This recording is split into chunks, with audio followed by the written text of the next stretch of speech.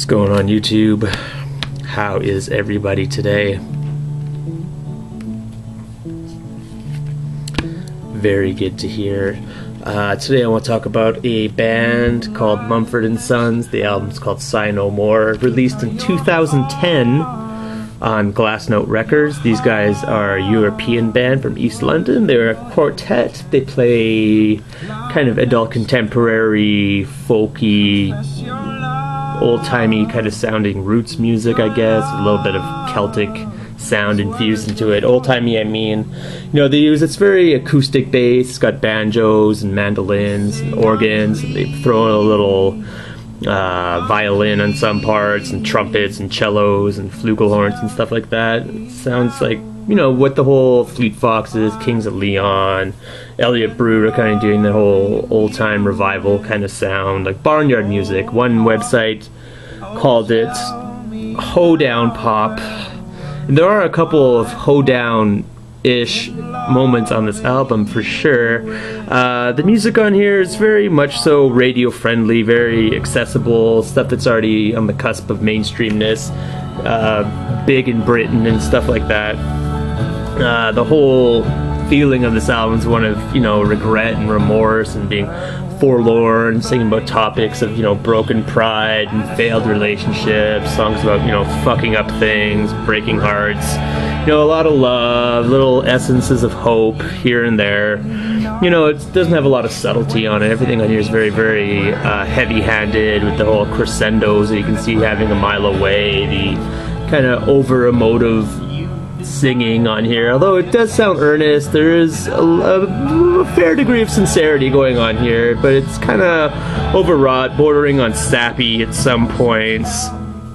What really makes this album kind of suffer, in my view, is the songs all kind of tread the same water, go down the same paths, do the same tricks, do the same, you know, all the song structures are kind of the same, more or less, to varying degrees. Some songs are softer, some songs are louder rockers, the hoedown ones and stuff like that. But mostly it's songs that probably sound really, really good depending on how depressed you are, which also makes the album kind of depressing to listen to, but that's okay. It's nothing wrong with that. If it brings out emotions and stuff, it probably gets a lot better when you're drinking in a pub or something by yourself.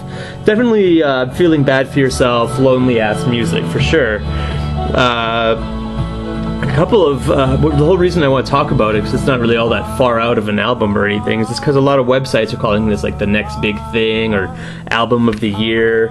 Like, next big thing, I doubt it is, because usually things that turn into big things are terrible, like Coldplay and stuff like that are just utterly awful.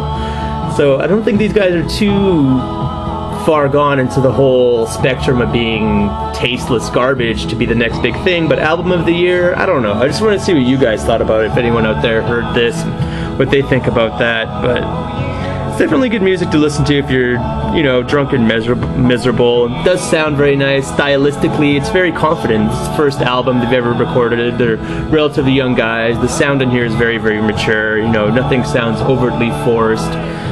The producer is some guy named Marcus, and he did actually do some production for Coldplay. He did some for Arcade Fire, Bjork, and Brian Eno, oddly enough. So yeah, it does sound very good. The production on here is pretty seamless, pretty flawless. Everything sounds great. You know, not lo-fi in the least. But like I said, all the songs kind of do the same thing. They go down the same path, do the same kind of song structure. Nothing really will hit you over the head with a left hook or surprise you or anything like that. Album art's the guy standing in the storefront. There's the good looking dudes right there. Get a back window. Polaroid of some legs. More window shots. And of course you got the lyric book in here, which is just lyrics. It says for Francois. Lucky guy. But yeah, it's not completely bad. I do enjoy a lot of songs in here, at least a handful of them. Some of them are very, very disposable on the other hand, but some songs do hit certain chords of sincerity, which I did enjoy. You know, the song on here, Little Lion Man, I played in bars and stuff on my DJ nights. That's the song about fucking it up, my dear. Song 5 is also pretty good. White Blank Page I enjoy. So it's not a complete waste of time. I only picked it up because I saw it in the used CD bin for $8, and I just remember Mumford and Sons stuck out of my head as something to check out for some reason. But I don't know. Tell me what you guys think. Mumford and Sons, Sigh No More, 2010, Glassnote Records.